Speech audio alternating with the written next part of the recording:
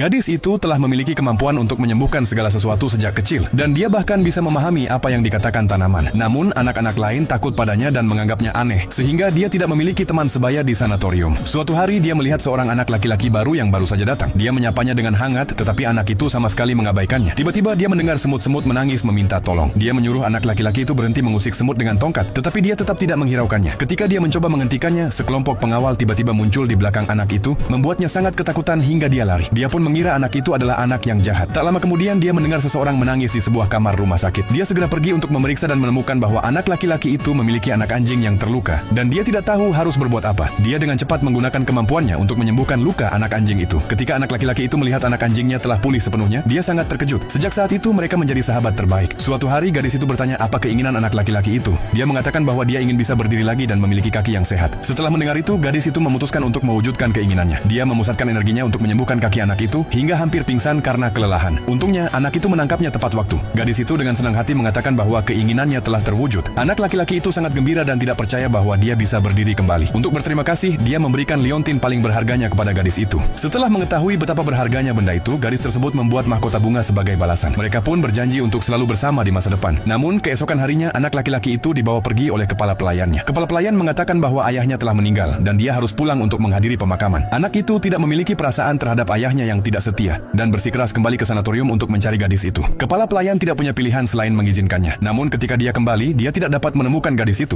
Ternyata gadis itu telah diadopsi oleh direktur, dan setelah orang tua kandungnya menemukannya sehari sebelumnya, mereka membawanya pulang. Anak laki-laki itu sangat terpukul. Mereka berpisah tanpa sempat mengucapkan selamat tinggal dengan layak. 16 tahun berlalu dengan cepat. Gadis itu tumbuh menjadi sangat cantik, tetapi orang tuanya tidak menyukainya dan memaksanya menikah dengan pria kaya sebagai pengganti adik perempuannya. Maka dia pergi ke rumah pria kaya itu untuk memenuhi perjodohan tersebut. Namun, di ruang koleksi pria itu, dia menemukan sebuah mahkota bunga. Dia langsung mengenalinya. Itu adalah mahkota yang dia buat untuk anak laki-laki itu bertahun-tahun lalu. Saat itu juga, pria kaya itu masuk. Namun, dia tidak mengenalinya dan bahkan mengatakan bahwa dia tidak menyukainya dan tidak akan pernah menikahinya. Gadis itu menjadi marah dan mereka mulai bertengkar. Pada saat itu, ibu pria itu masuk dan mengatakan bahwa neneknya pingsan. Mereka segera pergi untuk memeriksa keadaannya. Sang nenek mengatakan bahwa satu-satunya keinginannya adalah melihat cucunya menikah dan berharap mereka bisa rukun di masa depan. Kemudian dia meminta menantunya untuk memberikan kartu hitam tanpa batas kepada gadis itu sebagai hadiah. Gadis itu tidak menyangka nenek tersebut akan memperlakukannya dengan begitu baik, sehingga dia memutuskan untuk menggunakan kemampuannya untuk menyembuhkan penyakitnya. Malam itu, dia pergi sendirian ke kamar nenek. Nenek itu senang melihatnya, tetapi segera kehilangan kesadaran lagi. Gadis itu segera memegang tangannya dan mulai menyembuhkannya. Pada saat itu, pria kaya itu melihat semuanya. Dia langsung mengenali kemampuan penyembuhannya.